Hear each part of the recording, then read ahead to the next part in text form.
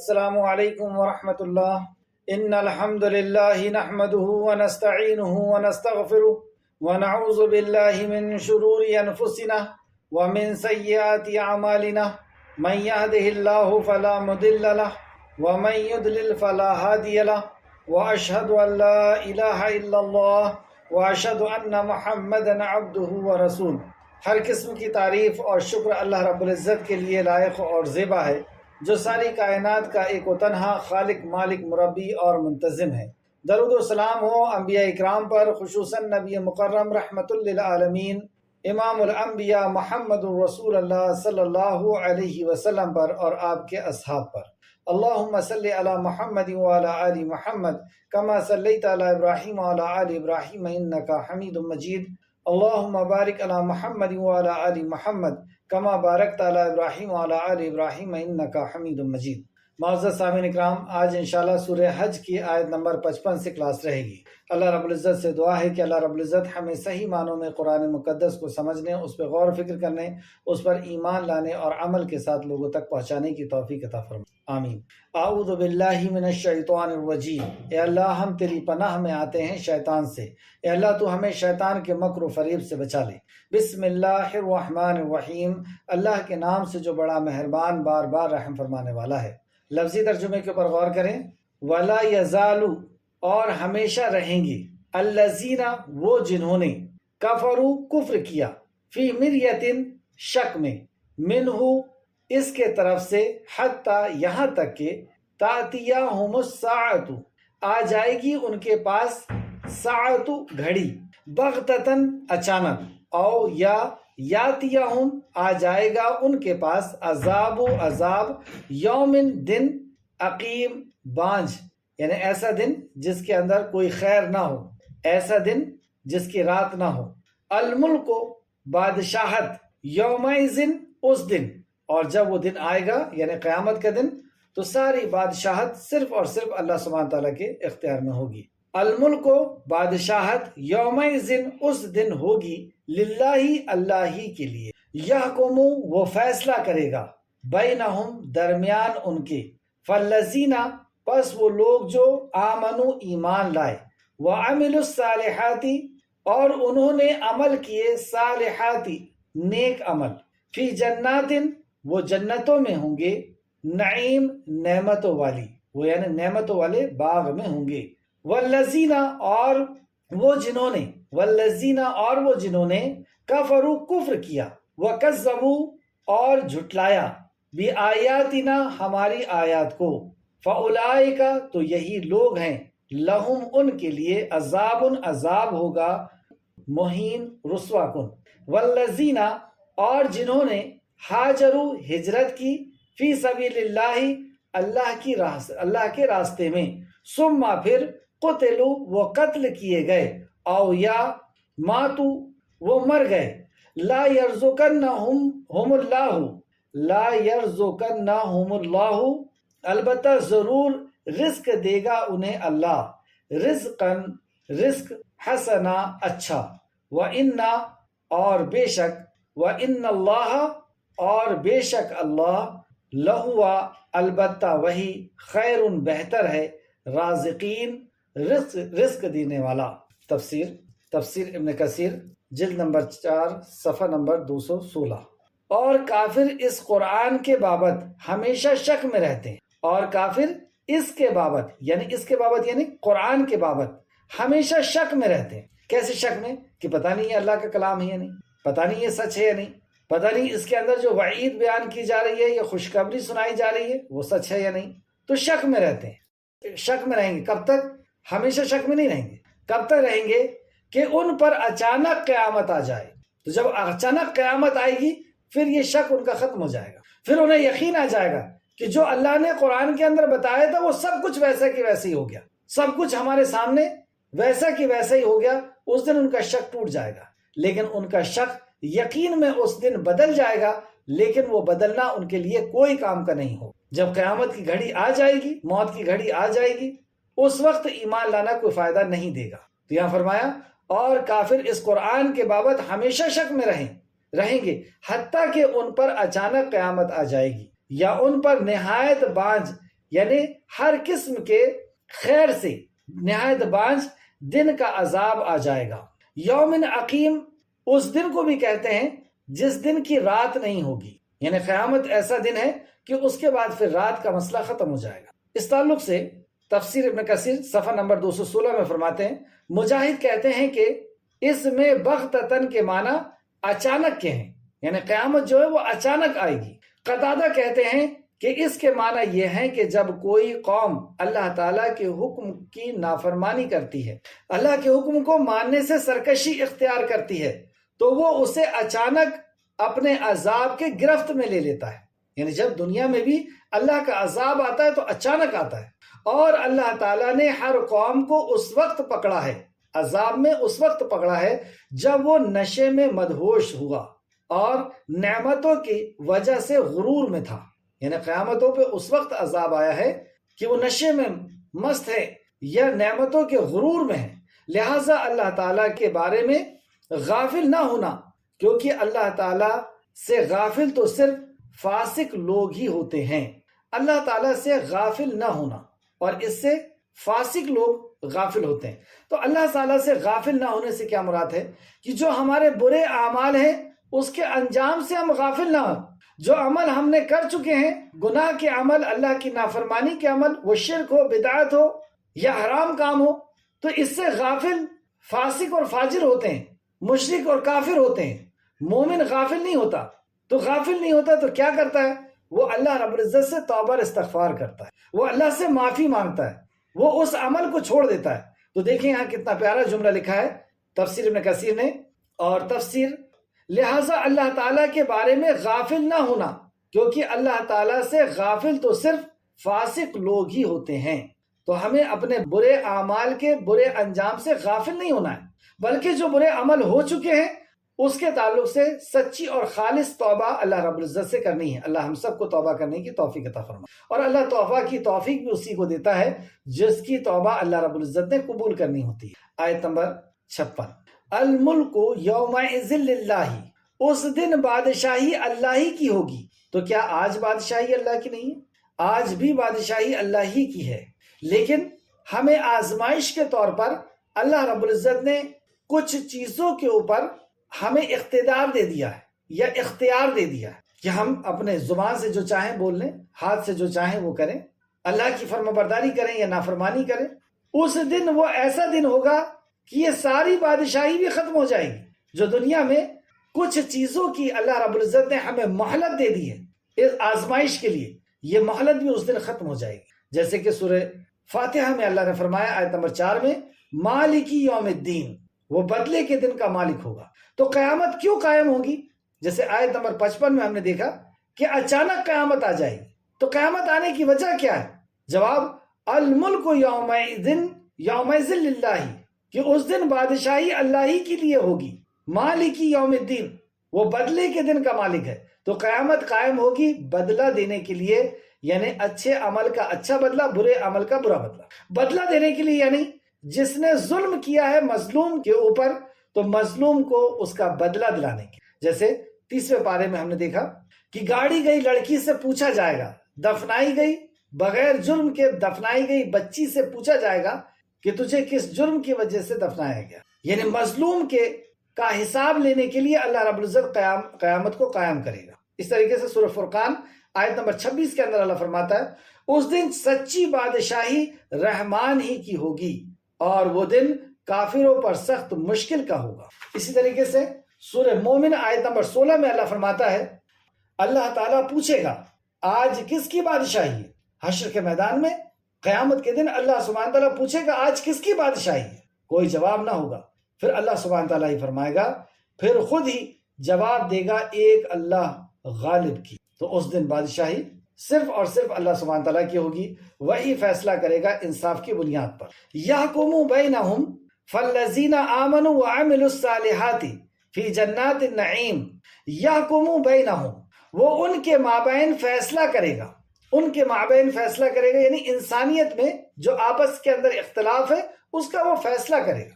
یہودی کہتے ہیں ہم سچ ہیں، نصرانی کہتے ہیں ہم سچ ہیں، مجوسی کہتے ہیں ہم سچ ہیں، ہم حق پر ہیں، مسلمان کہتے ہیں ہم حق پر ہیں، اور مسلمانوں کے اندر بھی شیعہ سنی اور بھی بہت سے لوگ، تو یہ جتنے بھی ہیں ان سب کا فیصلہ اللہ سبحانہ و تعالیٰ کرے گا۔ اور فیصلے کی بنیاد کیا ہے اور ان فرقوں کے اندر کامیاب کون ہوگا، کون اللہ رب العزت کی جنت کا مستحق ہوگا اور کون جہنم میں جانے والا ہے، اللہ اکبر، یہ بھی اللہ رب العزت نے کھول کر کے بیان فرمایا۔ اللہ فرماتا ہے اس دن بادشاہی اللہ ہی کی ہوگی، وہ ان کے مابین یعنی ان کے بیچ میں فیصلہ کرے گا۔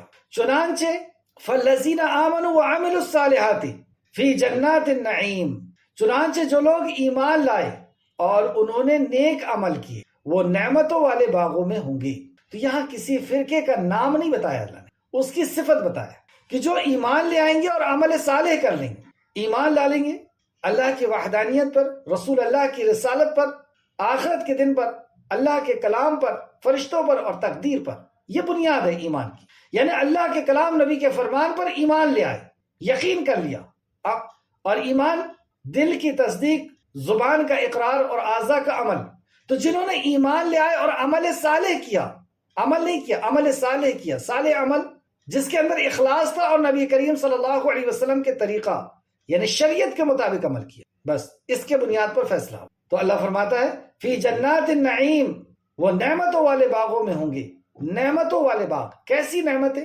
رسول مکرم صلی اللہ علیہ وسلم نے فرمایا نہ کسی آنکھ نے دیکھا، نہ کسی دل نے اس کا تصور کیا، دل میں تصور تک نہیں آیا۔ جو نعمت اللہ رب العزت عطا فرمانے والا ہے اس نعمت کا کسی کے دل میں وہم و گمان تک نہیں آیا، ایسی نعمت اللہ سبحانہ تعالیٰ عطا فرمانے والا ہے۔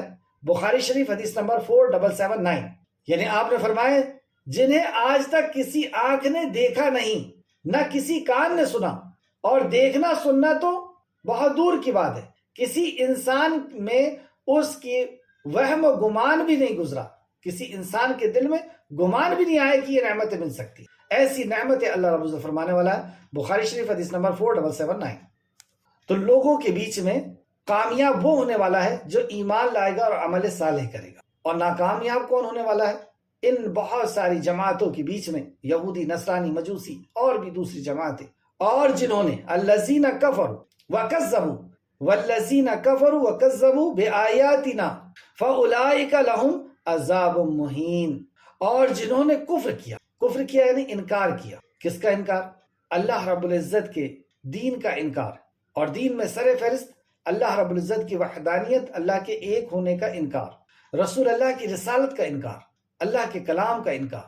اور جنہوں نے کفر کیا اور ہماری آیات کو جھٹلایا، آیات نشانی کے لیے بھی بولا جاتا ہے اور آیات اللہ رب العزت کے کلام کے لیے، تو انہوں نے اللہ رب العزت کی نشانیوں، اللہ کے کلام کا انکار کیا، جھٹلایا۔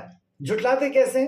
جیسے مشرکین مکہ نے جھٹلایا تھا، سننے سے جھٹلایا، سمجھنے سے جھٹلایا، ایمان لانے سے جھٹلایا اور عمل سے بھی جھٹلایا۔ ہم اپنا محاسبہ کریں کہ کہیں ہمارا شمار ان میں تو نہیں ہے کہ ہم اللہ کے کلام کو سمجھنا نہ چاہیں، اس پر ایمان نہ لانا چاہیں، اس پہ عمل نہ کرنا چاہیں۔ اللہ ہمیں سب کو توفیق عطا فرمائے قرآن کے حقوق کو ادا کرنے کی۔ کیا ہے حقوق قرآن کے؟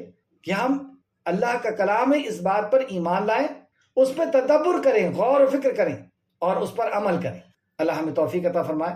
اور جنہوں نے کفر کیا اور ہماری آیت کو جھٹلایا تو وہی ہیں جن کے لیے رسوا کن عذاب ہے۔ تو ناکامیاب ہونے والی جماعت کا بھی نام نہیں بتایا، فرقے اور گروپ کا نام نہیں بتایا، اس کی بھی اللہ سبحانہ تعالیٰ نے صفت بتا دی۔ سبحان اللہ۔ آیت نمبر 50، الذین ہاجروا فی سبیل اللہ ثم قتلوا او ماتوا، اور جنہوں نے اللہ کی راہ میں ہجرت کی۔ ہجرت کا لغوی معنی ہے ایک مقام سے دوسرے مقام پہ جانا، اصطلاحی معنی دار الکفر سے دار الاسلام کے طرف جانا، یعنی ایسی جگہ سے جہاں دین پر عمل کرنا، شریعت پر عمل کرنا مشکل ہو جائے، توحید اور رسالت پر قائم رہنا مشکل ہو جائے، عمل نہ کر سکے، ایسے مقام کو چھوڑ کر ایسے مقام پر چلے جانا جہاں پر شریعت پہ عمل کرنا آسان ہو جائے، اس کو کہتے ہیں ہجرت، ایک مقام سے دوسرے مقام پہ۔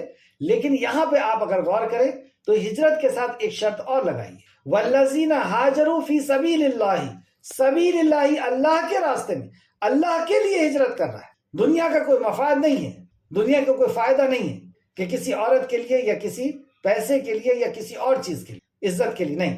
اور جنہوں نے اللہ کی راہ میں ہجرت کی پھر وہ قتل کیے گئے، یعنی اس دور میں ہجرت معمولی نہیں تھی، جو ہجرت کرتا تھا تو وہ نکلنے کے پہلے یا نکلتے وقت مار دیا جاتا۔ مشرکین مکہ انہیں پکڑ لیا کرتے اور سخت ترین سزائیں دیا کرتے، اور مکہ سے نکل کر کے جب مدینہ بھی پہنچ جاتے تھے تو مکہ والوں نے وقت پر حملے کیے، جان سے مارنے کی کوشش کی۔ تو جب جان سے مارنے کی کوشش کی، اور کس کے لیے نکلا ہے یہ اللہ کی رضا کے لیے نکلا۔ اللہ اکبر!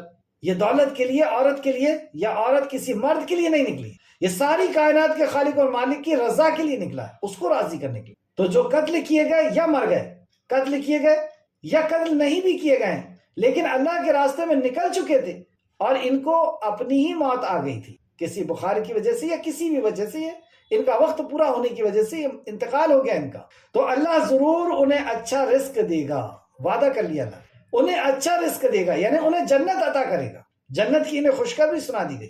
اور بلا شبہ اللہ ہی سب سے بہتر رزق دینے والا ہے، اللہ ہی سب سے بہتر رزق دینے والا ہے۔ دیکھیں سورہ نساء آیت نمبر 100 کے اندر اللہ فرماتا ہے، اور جو شخص اللہ اور اس کے رسول کی طرف ہجرت کرنے کی خاطر اپنے گھر سے نکلتے ہیں، اللہ اور اس کے رسول کی خاطر ہجرت کرنے کی خاطر اپنے گھر سے نکلتے ہیں، پھر اس کی موت آ چکی تو اس کا ثواب اللہ کے ذمے ثابت ہو چکا، یعنی وہ اپنی موت بھی مر گیا تو اس کا ثواب اللہ کے لیے ثابت ہو چکا۔ یہ ہے اللہ کے راستے میں نکلنے کی فضیلت۔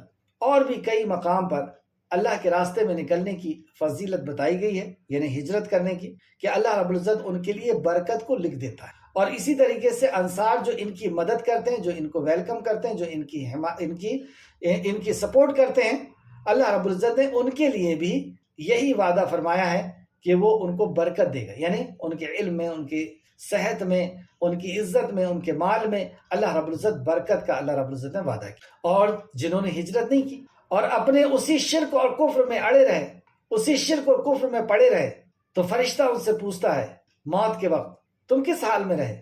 تو وہ کہتے ہیں کہ ہمارے لیے مشکل تھی، اس آیت کا مفہوم کی ہمارے لیے مشکل تھی، ہم کیسے نکلتے؟ تو فرشتے کہیں گے کہ کیا اللہ کی زمین وسیع نہ تھی؟ ہاں، لیکن جنہیں مجبور کر دیا گیا، جیسے وہ بوڑھے لوگ ہیں، عورتیں ہیں، بچے ہیں، تو ان کے لیے الگ بات ہے، اس میں اللہ سبحانہ تعالیٰ نے یہ تخفیف بھی کی ہے۔ تو بہرحال جس کو توحید پر رہنا، رسالت پر رہنا، اللہ کی شریعت پر رہنا، جس مقام پہ مشکل ہو جائے اور اس کے پاس ذرائع ہوں نکلنے کے اور اس کے باوجود وہ نہ نکلے، اگر وہ نکل گیا تو اللہ رب العزت نے دنیا اور آخرت میں اس کے لیے نعمتوں کے وعدے کیا، اور اگر وہ نہیں نکلا، ذرائع ہونے کے باوجود، سہولیت ہونے کے باوجود، راستہ ہونے کے باوجود، تو پھر فرشتے کہیں گے کیا اللہ کی زمین وسیع نہ تھی، اور اسے عذاب در عذاب ہوتا رہے گا۔ دیکھیں، سچ بات سمجھ میں آ گئی، قبول بھی کر لیا، لیکن نہیں نکلا اور اسی شرک اور بدعات کے اندر اور خرافات کے اندر جیتا رہا تو وہ تباہ ہو گیا۔ شہداء کے تعلق سے کہ جو اللہ کے راستے میں شہید ہو گئے ہیں، ان کی فضیلت سورہ آل عمران آیت نمبر 169، اور جو لوگ اللہ کی راہ میں مارے گئے، اللہ کی راہ میں مارے گئے یعنی کسی نے مار دیا، کسی نے شہید کر دیا، قتل کر دیا، اور جو لوگ اللہ کی راہ میں مارے گئے ان کو مردہ نہ خیال کرو بلکہ وہ زندہ ہیں۔ خبردار، انہیں مردہ نہ سمجھو بلکہ وہ زندہ ہیں۔ مشرکین مکہ یا مدینہ کے منافقین، جو لوگ نبی مکرم کے حکم پر، اللہ کے حکم پر جہاد کے لیے چلے جاتے اور جب وہ شہید ہو جاتے، منافقین ان کے گھروں میں آتے اور کہتے دیکھو ہم نے کہا تھا نا مت جانا، چلے گئے نا محمد کے کہنے پر صلی اللہ علیہ وسلم، مر گئے نا، مر گئے۔ اللہ رب العزت نے اس بات کو پکڑا اور فوراً وحی نازل کہ خبردار، جو اللہ کے راہ میں شہید کیے گئے انہیں مردہ مت گمان کرو، یعنی وہ زندہ ہیں۔ کہاں پہ زندہ ہے؟ کیا ہماری مسجدوں میں، گھروں میں، یا وہ لوگ جن کو پاکی کا بھی شعور نہیں اور بعض دفعہ تو وہ ایمان والے بھی نہیں، ان کے اوپر زندہ ہے، ان کے اوپر آ جاتے ہیں سال میں ایک بار؟ کہاں زندہ ہے؟ کون خبر دے گا؟ وہ خبر دے گا جو علیم اور خبیر ہے۔ اللہ سبحانہ تعالیٰ نے خبر دی اس آیت کے اندر۔ آیت کو پھر سے سماعت فرمائیں، اور جو لوگ اللہ کی راہ میں مارے گئے ان کو مردہ نہ خیال کرو بلکہ وہ زندہ ہیں، اور انہیں ان کے رب کے ہاں سے رزق دیا جاتا ہے۔ کہاں پہ زندہ ہے؟ ان کے رب کے ہاں، اور انہیں وہاں رزق دیا جاتا ہے۔ اس تعلق سے اور بھی دوسرے مقام پر اللہ رب العزت نے بیان فرمایا ہے۔ بہرحال شہید اور کون لوگ ہیں؟ کیا جو اللہ کے راہ میں مارے گئے ہیں وہی شہید ہیں، یا اور بھی کچھ خوش نصیب ہیں؟ اس تعلق سے ایک حدیث جو امام مسلم نے اپنی مسلم میں لے کر کے آئے ہیں، سیدنا ابو ہریرہ رضی اللہ عنہ بیان کرتے ہیں کہ رسول اللہ صلی اللہ علیہ وسلم نے فرمایا، تم اپنے میں سے کن لوگوں کو شہید شمار کرتے ہو؟ رسول اللہ نے سوال کیا صحابی سے کہ تم اپنے میں سے کس کو شہید شمار کرتے ہو، کس کو شہید گنتے ہو؟ صحابہ نے عرض کیا اے اللہ کے رسول، جو اللہ کی راہ میں قتل کر دیے جائیں وہ شہید ہیں۔ آپ نے فرمایا تب تو میری امت میں شہداء بہت کم ہوں گے۔ انہوں نے پوچھا پھر یا رسول اللہ کون شہید ہے؟ آپ نے فرمایا جو اللہ کے راہ میں راستے میں قتل کر دیے جائیں وہ شہید ہیں۔ جو اللہ کے راستے میں طبی موت یعنی اپنی موت مر جائیں وہ بھی شہید ہیں، کیونکہ اللہ کے راستے میں نکلے تھے لیکن طبی موت مر گئے وہ بھی شہید ہیں۔ جو طاعون کی بیماری سے فوت ہو جائیں، یعنی طاعون کی بیماری ہوئی اور انہوں نے صبر کیا، اللہ کی رضا پہ راضی رہے، کوئی شکایت نہیں، تو وہ بھی شہید ہیں۔ جو پیٹ کی بیماری سے مر جائے وہ بھی شہید ہے، جو پیٹ کی بیماری سے مر جائے وہ بھی شہید ہے، اور جو ڈوب کر مر جائے وہ بھی شہید ہے۔ مسلم شریف حدیث نمبر 1915۔ اور بھی دوسری حدیث میں کچھ اور لوگوں کا بھی ذکر ملتا ہے، جیسے دیوار کے گر جانے سے، اور بھی دوسری چیزیں اس کے اندر ذکر کی۔ لیکن یہ جتنی بھی فضائل کی حدیثیں آپ کے سامنے نظر سے گزریں، آیتیں گزریں، وہاں پہ ہمیں ایک چیز کو ذہن میں رکھنا ہے کہ یہ جتنی بھی فضائل ہیں یہ ان کے لیے ہیں جو ایمان والے ہیں، یہ ان کے لیے ہیں جو توحید والے ہیں۔ اور اگر توحید نہیں ہے، مشرک ہے، تو مشرک کی ساری نیکی برباد ہے، مشرک کی سارے اعمال برباد ہیں۔ سورہ انعام آیت نمبر 88 سورہ توبہ آیت نمبر 3 سے 5، سورہ زمر آیت نمبر 65۔ تو ایمان کی حالت میں یعنی توحید کی حالت میں اگر کوئی ان میں سے کسی موت مرتا ہے تو وہ شہداء میں سے شمار کیا جائے گا۔ آیت میں واپس آئیں، آیت نمبر 59۔ اور انہوں نے اس مقام میں ضرور داخل کرے گا، اور وہ انہیں یعنی اللہ سبحانہ تعالیٰ ان شہداء کو، اور وہ انہیں اس مقام میں ضرور داخل کرے گا، یہ وعدہ ہے اللہ سبحانہ تعالیٰ کا، جسے وہ پسند کریں گے، یعنی ایسے مقام پر اللہ رب العزت داخل کرے گا جنہیں وہ پسند کریں گے، یعنی جنت کو وہ پسند کریں گے، جنت سے ان کا دل کبھی نکلنے کو نہیں چاہے گا۔ اور جنت کے مقابلے میں یہ دنیا حقیر کہا اللہ نے، اور رسول مکرم صلی اللہ علیہ وسلم نے آخرت کے مقابلے میں اس دنیا کی حقیقت کو بتاتے ہوئے اپنے صحابہ کے بیچ میں آپ نے یہ بیان فرمایا، ایک مرا ہوا بکری کا بچہ جس کے گھر والوں نے اس کے مر جانے کی وجہ سے گھر سے باہر پھینک دیا تھا، آپ صلی اللہ علیہ وسلم نے اس کے کان کو پکڑ کر کے اٹھایا اور صحابہ کی طرف مخاطب ہوئے اور کہا تم میں سے کون اس کو 2 درہم میں یا 1 درہم میں اس کو لینا پسند کرے؟ صحابہ نے کہا یا رسول اللہ یہ مرا ہوا بچہ ہے، اس کے گھر والوں نے اسے پھینک دیا، اس کے کان چھوٹے، ہم میں سے کون اس کو لینا پسند کرے گا؟ رسول مکرم صلی اللہ علیہ وسلم نے فرمایا اللہ کے نزدیک اس دنیا کی وقت اور قیمت اتنی بھی نہیں۔ لاہو اور لیب کہا، کھیل اور تماشا کہا اللہ رب العزت نے اس دنیا میں۔ دھوکہ کہا، کیسا دھوکہ؟ جیسے خواب ہوتا ہے، خواب کے اندر اگر ہم بادشاہ بن جائیں، بڑا محل ہو جائے، گاڑیاں ہو جائیں، لیکن اچانک خواب ٹوٹ جاتا ہے، کوئی آتا ہے اور اٹھا دیتا ہے۔ اسی طریقے سے فرشتہ آئے گا اور اس دنیا کا ساری نعمتیں ختم ہو جائیں، جیسے ایک خواب تھا جو ٹوٹ گیا۔ اصل حقیقت میں ہم آ جائیں گے جس دن کے تعلق سے اللہ نے فرمایا یوم عقیم، وہ دن کہ جس کے بعد رات نہیں، وہ دن جس دن حساب و کتاب ہے، اور جس کے بعد جنت اور جہنم ہمیشہ کی۔ تو اس دنیا، یہ حقیر دنیا، میں بتانا یہ چاہ رہا تھا، یہ حقیر دنیا، اس دنیا کو ہم نہیں چھوڑنا چاہتے۔ ہم میں سے کون ہے جو چھوڑنا چاہے گا؟ کوئی نہیں چھوڑنا چاہتا۔ تو جس رب نے یہ دنیا دیا ہے اس سے کئی گنا دنیا دینے کا اللہ وعدہ کر، اور ایسی نعمتیں نہ تم نے کبھی سوچا ہے، نہ تمہارے دل میں کبھی خیال آیا، ایسی نعمت دینے کا وعدہ کرتا اللہ، وہ اللہ جس نے حقیر قطرے سے ہمیں وجود بخشا اور یہ نعمتیں سے ہمیں نواز دیا، وہی اللہ وعدہ کرے۔ کیوں نہیں یقین؟ اور یقین ہو جائے تو پھر ہم مومنوں میں سے انشاءاللہ ہو جائے۔ اللہ ہمیں یقین عطا فرما۔ مرنے کے بعد کی زندگی کا یقین، یہ اسلام کا ایک انقلابی موضوع ہے۔ یہ یقین آ جائے کہ موت ہے، موت کے بعد زندگی ہے۔ نبی مکرم نے فرمایا جسے موت کا یقین ہو جائے اسے کسی نصیحت کی ضرورت نہیں۔ تو اس آیت میں اللہ سبحانہ تعالیٰ نے فرمایا کہ ایسی نعمتوں میں اللہ رب العزت اسے داخل کرے گا ان شہداء کو کہ جس میں سے ان کا دل نکلنے کو نہیں چاہتا۔ فرمایا اور انہیں اس مقام میں ضرور داخل کرے گا جسے وہ پسند کریں گے، اور بے شک اللہ بڑا جاننے والا اور خوب بردبار ہے۔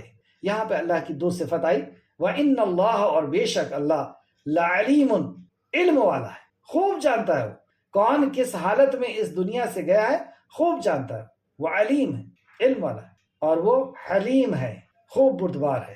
آیت نمبر 60، یہی ہے اور جو شخص بدلہ لے مثل اس کے جتنا اسے تکلیف دی گئی ہے۔ یہ قصاص کے تعلق سے کہ جس مسلمان کو کسی دوسرے مسلمان سے کوئی تکلیف پہنچ گئی، کسی نے کسی کو مار دیا، تو اس کو قصاص کی اجازت ہے کہ جتنی اس کو تکلیف پہنچی ہے اتنی تکلیف وہ لے سکتا ہے، اتنا بدلہ وہ لے سکتا ہے۔ اور جب بدلہ لے لیا تو دونوں کا حساب کتاب برابر سرابر ہو گیا۔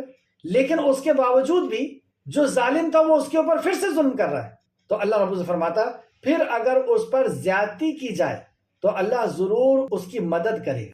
تو اس سے یہ پتہ چلا کہ قصاص لینا یہ اللہ رب العزت نے اپنی شریعت کا حصہ بنایا ہے کہ اگر کوئی چاہے تو قصاص لے سکتا ہے۔ قصاص لینے سے اللہ ناراض نہیں ہوتا، یعنی جتنا اس کے اوپر ظلم کیا گیا ہے اتنے ظلم کا وہ حساب، اتنا ظلم وہ بھی اس کے اوپر کر سکتا ہے۔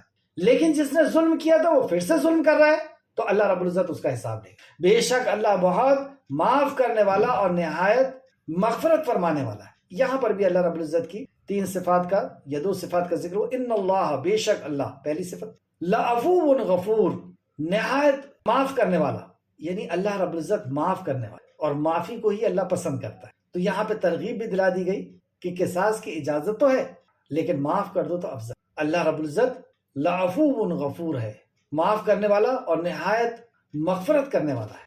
جیسے دیکھیں آیت 171 سورہ بقرہ آیت نمبر 194، آیت نمبر 194 میں اللہ فرماتا ہے پس جو تم پر زیادتی کرے سو تم اس پر زیادتی کرو، یعنی جتنا اس نے، اس سے کیا فائدہ ہوگا؟ اس سے ظلم رکے گا۔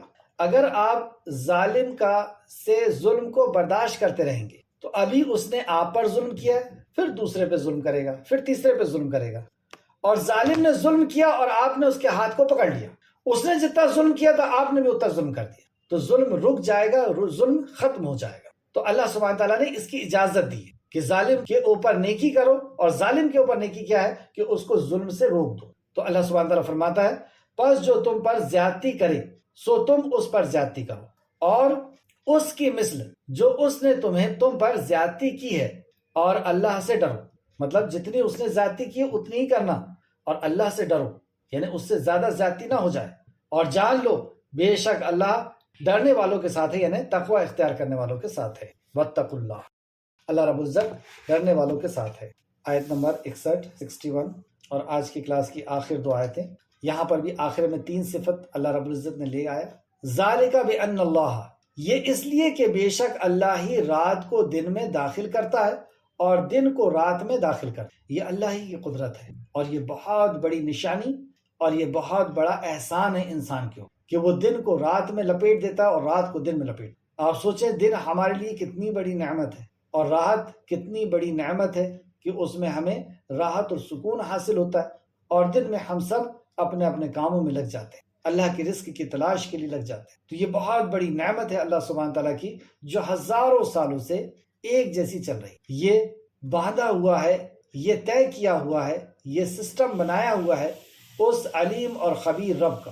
آگے اللہ فرماتا اور بے شک اللہ خوب سننے والا اور بہت دیکھنے والا، سمیع، ایسا سننے والا ہے کہ ساری مخلوق، وہ دن کی ہو یا رات کی ہو، ساری مخلوق کی ہر زبان کے اندر، ہر لینگویج کے اندر وہ بات کو سن رہا ہے۔ کیا دلیل ہے کہ وہ سن رہا ہے؟ ہر مخلوق ضرورت مند پیدا کی گئی ہے، اور وہ اپنے رب سے اپنی ضرورت کو پیش کرتے ہیں اور ان کی ضرورتیں پوری ہو رہی۔ اس دنیا کے اندر وہ خوشی کے ساتھ جی رہے، اس دنیا کو چھوڑنا نہیں چاہ رہے، ان کی ضرورت پوری ہو رہی ہے، یہاں کی نعمتوں کا وہ فائدہ اٹھا رہے ہیں، اس لیے تو نہیں جانا چاہتے۔ یعنی اللہ ان کو سن رہا ہے اور ان کی ضرورت پوری کر رہا ہے۔ اور بصیر، سمیع ہے، سننے والا ہے، اور بصیر ہے، دیکھنے والا ہے، بصیرت رکھنے والا۔ ہر مخلوق، کون سی مخلوق کس جگہ میں کس حالت کے اندر ہے، اللہ رب العزت اسے بھی دیکھ رہا ہے۔ جو مخلوق، جو انسان یا جنات نیک کام کر رہے ہیں اللہ انہیں دیکھ رہا ہے، اور جو برے کام کر رہے ہیں وہ بھی اللہ کی نظر سے اوجھل نہیں۔ ہم ہمہ وقت، ہر لمحہ اللہ رب العزت کی نظر میں ہے، اللہ رب العزت ہمیں دیکھ رہا ہے۔ ہم ہر کسی سے چھپ سکتے ہیں لیکن اللہ سبحانہ تعالیٰ سے نہیں۔ سورہ آل عمران آیت نمبر 26 اور 27، کہہ دیجئے اے اللہ، اے بادشاہی کے مالک، تو جس کو چاہے بادشاہی بخشے اور جسے چاہے بادشاہی چھین لے۔ یعنی یہ بادشاہی اللہ رب العزت کی دین ہے، وہ جسے چاہے یہاں پر یہ نہیں کہا کہ وہ مومن کو چاہتا ہے، مومن کو دیتا ہے، وہ مومن ہو یا غیر مومن ہو، اللہ جسے چاہے بادشاہی دے اور جس سے چاہے بادشاہی چھین دے، اور تو ہی جسے چاہے عزت دے اور جسے چاہے تو ذلیل کر دے۔ عزت اور ذلت کا اختیار بھی صرف اور صرف اللہ، یہ مخلوق کے اختیار کے اندر نہیں ہے۔ یہ بادشاہی ملنا چھننا، عزت کا ملنا چھننا، دنیا کی نعمتوں کا ملنا اور چھننا، یہ اللہ ہی رب العزت کے اختیار میں۔ ہر طرح کی بھلائی تیرے ہی ہاتھ میں، ہر طرح کی بھلائی، سبحان اللہ۔ اور بے شک تو ہر چیز پر خوب قادر، کمانڈ پورا قادر ہے اللہ رب، کوئی چیز اس کے قدرت سے، اس کی طاقت سے باہر نہیں۔ تو ہی رات کو دن میں داخل کرتا ہے اور تو ہی دن کو رات میں داخل کرتا ہے، تو ہی بے جان سے جاندار کو پیدا کرتا ہے اور تو ہی جاندار سے بے جان کو پیدا کرتا ہے۔ انڈے سے چوزے کو نکالتا ہے اور پھر مرغی سے بے جان، پیڑ بے جاندار ہے اور اس کا جو دانہ ہوتا ہے وہ بے جان۔ اسی طریقے سے کافر سے وہ مومن کو نکالتا ہے، کفر کے اندھیرے سے مومن کو نکالتا ہے، اور اسی طریقے سے اندھیری رات سے وہ پھر دن کو نکال دیتا ہے۔ تو ہی بے جان سے جاندار کو پیدا کرتا ہے اور تو ہی جاندار سے بے جان کو پیدا، اور تو ہی جسے چاہتا ہے بے حساب رزق عطا کرتا ہے، بغیر حساب، بے حساب رزق تو عطا کرتا ہے جسے تو چاہتا۔ آیت کو پھر سے سماعت فرمائیں، آیت نمبر 61۔ یہ اس لیے کہ بے شک اللہ ہی رات کو دن میں داخل کرتا ہے، یعنی یہ کام کوئی اور کر سکتا ہے کہ تمہارے جو خانہ کعبہ کے اندر 360 مجسمے ہیں وہ کر سکتے ہیں، کوئی فرشتہ، کوئی نبی، کوئی ولی، کوئی انسان یا کوئی اور مخلوق تمہارے نظر میں ہے؟ کون ایسی ہے جو سورج کو گردش میں لگا سکے اور زمین کو اس کے حکم سے چلا سکے، یعنی دن اور رات کو لا سکے؟ تو وہ اللہ ہے۔ اس اللہ کی طرف تمہیں بلایا جا رہا ہے، اس علیم اور خبیر رب کی طرف تمہیں بلایا جا رہا ہے، اس سمیع اور بصیر رب کی طرف تمہیں بلایا جا رہا ہے، جو یہ ساری کائنات کو بنانے والا اور اس کائنات کو منظم طریقے سے، سسٹمیٹک طریقے سے چلانے والا، اس کے طرف تمہیں بلایا جا رہا ہے۔ تم کہاں جانوروں کے پیچھے، پیڑوں کے پیچھے اور پتھروں کے پیچھے اور دھاگوں کے پیچھے لگے ہوئے؟ اللہ، یہ اس لیے کہ بے شک اللہ ہی رات کو دن میں داخل کرتا ہے اور دن کو رات میں داخل کرتا ہے، اور بے شک اللہ خوب سننے والا اور بہت دیکھنے والا۔ آیت نمبر 62۔ یہ اس لیے کہ بے شک اللہ ہی حق ہے، اللہ ہی حق ہے، تفسیر احسن البیان، اس لیے کہ اس کا دین حق ہے، اس کی عبادت حق ہے، اس کا وعدہ حق ہے، اس کا اپنی اولیاء یعنی اپنے عبادت گزار بندے، اپنے دوستوں، اس کا اپنے اولیاء کی، ان کی دشمنوں کے مقابلے میں مدد کرنا حق ہے۔ اپنے اولیاء کی، اپنے مومن بندوں کی، اپنے مطیع اور فرمانبردار بندوں کی دشمنوں کے مقابلے میں مدد کرنا حق ہے، اور اللہ عز و جل اپنی ذات میں، اپنی صفات میں اور اپنے افعال میں حق ہے۔ بے شک یہ اس لیے کہ بے شک اللہ ہی حق ہے، اور بلا شبہ جسے وہ اللہ کے سوا پکارتے ہیں وہی باطل ہے۔ اللہ تو حق ہے، اور اللہ کے سوا تم جسے بھی پکارتے ہو اپنی ضرورت کے لیے، اپنی مصیبت کو دور کرنے کے لیے، وہ سب باطل ہے، سب جھوٹے ہیں، کہیں سے تمہیں کچھ نہیں مل سکتا، یہ سب اندھ وشواس ہے، یہ سب غیر ایمانی باتیں ہیں، اور بلا شبہ اللہ ہی بلندر اور بہت بڑا ہے۔ یہاں پر بھی اللہ کی 3 صفت آئی، وَأَنَّ اللَّهَ، اور بے شک اللہ، هُوَ الْعَلِيُّ الْكَبِيرُ، کہ وہ بہت بلندر اور بہت بڑا ہے۔ تو اللہ ہی رب العزت حق ہے، اور بلا شبہ جسے وہ اللہ کے سوا پکارتے ہیں وہی باطل ہیں۔ تو اللہ کا پکارنا حق ہے کہ بندہ اس کو پکارتا ہے، اللہ رب العزت سنتا ہے، اللہ رب العزت اسے دیکھتا ہے، اور اللہ نے فرمایا جب میرے بندے میرے بارے میں آپ سے پوچھیں تو ان سے کہہ دیجئے کہ میں ان کے بہت ہی قریب ہوں۔ جب کوئی پکارنے والا مجھے پکارتا ہے تو میں اس کی پکار پہ پہنچتا ہوں، صرف پہنچتا ہوں کہا اللہ نے؟ نہیں، آگے کہا میں اس کی دعا کو سنتا ہوں اور میں اس کی ضرورت، اس کی دعا کو قبول کرتا ہوں۔ وہ ایسا سننے والا، ایسا دیکھنے والا اور ایسا جاننے والا۔ اور اللہ کے علاوہ تم جس کو بھی پکار رہے ہو وہ باطل ہیں، یعنی وہاں سے تمہیں کچھ نہیں مل سکتا۔ اس کو اللہ رب العزت نے ایک ایگزامپل کے ساتھ سمجھایا، ایک مثال کے ساتھ سمجھایا۔ سورہ رعد آیت نمبر 14۔ برحق پکارنا صرف اسی کے لیے ہے، جیسے یہاں کہا نا کہ اللہ ہی حق ہے، تو برحق پکارنا اسی کے لیے ہے، اور جن کو وہ اس کے سوا پکارتے ہیں وہ ان کی دعا کچھ بھی قبول نہیں کر سکتے، وہ ان کی دعا کچھ بھی قبول نہیں کر سکتے۔ اللہ اکبر، کیسا بڑا چیلنج، اور آج سے 14.5 سال سے چیلنج۔ کیا آج تک یہ چیلنج پورا ہو سکا کسی؟ اللہ کے علاوہ کیا کسی نے کسی کی ضرورت کو پوری اور کسی کی مصیبت کو دور کر سکا؟ اور جن کو وہ اس کے سوا پکارتے ہیں وہ ان کی دعا کچھ بھی قبول نہیں کرتے مگر اس شخص کی طرح۔ اب دیکھیں ایک ایگزامپل دیا اللہ نے، مگر اس شخص کی طرح جو اپنے دونوں ہتھیلیاں پانی کی طرف پھیلانے لگا تاکہ اس کے منہ میں تک پہنچ جائے. یعنی کوئی ایک شخص ہے جو تالاب کے سامنے، ندی کے سامنے، کنویں کے سامنے اپنا ہاتھ پھیلائے ہوئے ہے کہ پانی میرے منہ میں آ جائے. آ سکتا ہے کبھی؟ کبھی نہیں آ سکتا. اسی طریقے سے اللہ کے علاوہ تو جس کے سامنے بھی ہاتھ پھیلا کے کھڑا ہے وہ کبھی تیری مراد پوری نہیں کر سکتا، وہ تیری کبھی ضرورت پوری نہیں کر سکتا. وہ دھاگا ہو، پتھر ہو، وہ جو بھی مخلوق ہو، اور جن کو وہ اس کے سوا پکارتے ہیں وہ اس کی دعا کچھ بھی قبول نہیں کریں گے مگر اس شخص کی طرح جو اپنے دونوں ہتھیلیاں پانی کی طرف پھیلانے والا ہے تاکہ وہ اس کے منہ تک پہنچ جائے، حالانکہ وہ اس تک ہرگز نہیں پہنچنے والا اور نہیں ہے کافروں کا پکارنا. اللہ کے علاوہ کسی اور کو پکارنا یہ کفر ہے، یہ ایمان کو توڑ دیتا ہے. نواقص الاسلام میں ہم نے اس پہلا ہی ناقص، جس طریقے سے وضو ٹوٹ جاتا ہے، نماز ٹوٹ جاتی ہے، روزہ ٹوٹ جاتا ہے، ایسی جب ہم مسلمان ہیں تو ہمارا اسلام ٹوٹ جائے. کب؟ جب ہم غیر اللہ کو حاجت اور ضرورت کے لیے پکاریں، دعا کریں. تو یہاں فرمایا اور نہیں ہے کافروں کا پکارنا مگر سراسر بے سود، بے فائدہ. بے سود یعنی کوئی فائدہ نہیں ہونے والا ان کے پکارنے سے. اور نقصان کیا ہو گیا؟ اللہ رب العزت نے کفر کہہ دیا. اللہ رب العزت سے دعا ہے کہ خالق مالک جو کچھ بھی ہم نے پڑھا اس میں مزید ہمیں غور کرنے کی تو توفیق عطا فرما. جب تک ہمیں زندہ رکھ، ایمان، اخلاص اور عمل صالح کے ساتھ زندہ رکھ. ہمارا خاتمہ بالخیر فرما اور نیکوکاروں کے ساتھ ہمارا شمار فرما.